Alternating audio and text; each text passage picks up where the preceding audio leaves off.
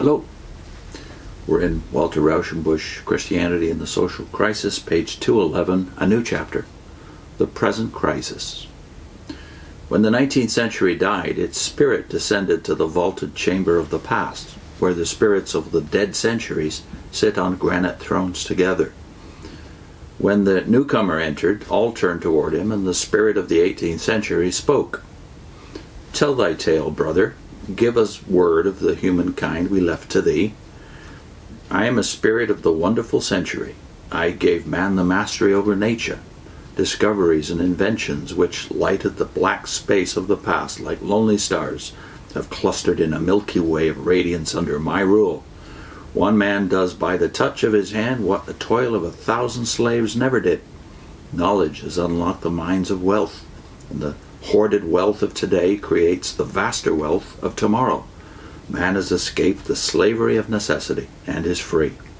I freed the thoughts of men. They face the facts and know. Their knowledge is common to all. The deeds of the East at eve are known in the West at morn. They send their whispers under the seas and across the clouds. I broke the chains of bigotry and despotism. I made men free and equal. Every man feels the worth of his manhood. I have touched the summit of history. I did for mankind what none of you did before. They are rich. They are wise. They are free." The spirits of the dead centuries sat silent with troubled eyes. At last the spirit of the first century spoke for all. "We all spoke proudly when we came here in the flush of our deeds, and thou more proudly than we all. But as we sit and think of what was before us and what has come after us, shame and guilt bears down our pride. Your words sound as if the redemption of man has come at last. Has it come? You have made men rich. Tell us, is none in pain with hunger today, and none in fear of hunger for tomorrow? Do all children grow up fair of limb and trained for thought and action? Do none die before their time?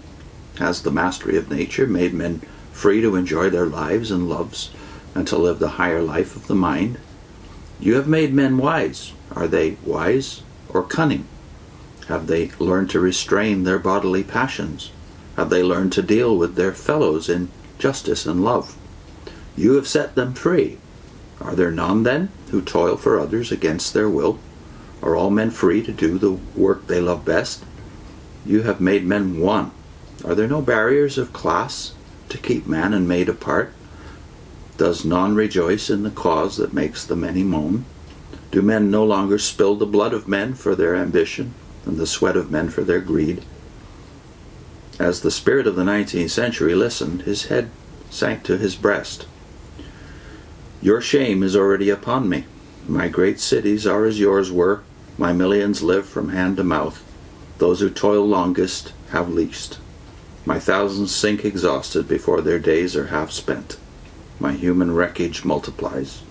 Class faces class in sullen distrust.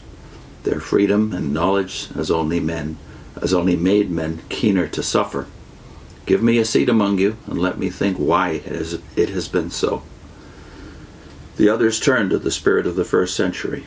"Your promised redemption is long in coming." "But it will come," he replied. So that's the end of his little drama. And now he goes to the application of these thoughts to the year 1907, not knowing that only 7 years into the future the greatest war in history would occur. So I'll put in a link to why the triumphs of the 19th century, what appeared to be clear proof that man was progressing inevitably, was actually born of two factors. One, the Industrial Revolution, which he'll deal with in the next segment, and the other being the Great Revival.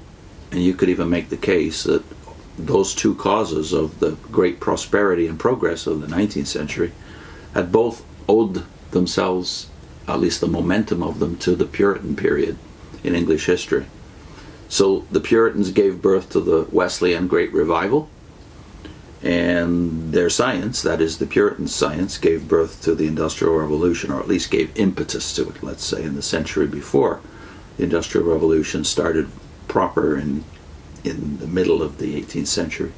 So next time, we'll do the Industrial Revolution, and this time I'll link to our playlist the triumphs of the 19th century and the influence of John Wesley. The playlist is what Christ has been doing these 2,000 years.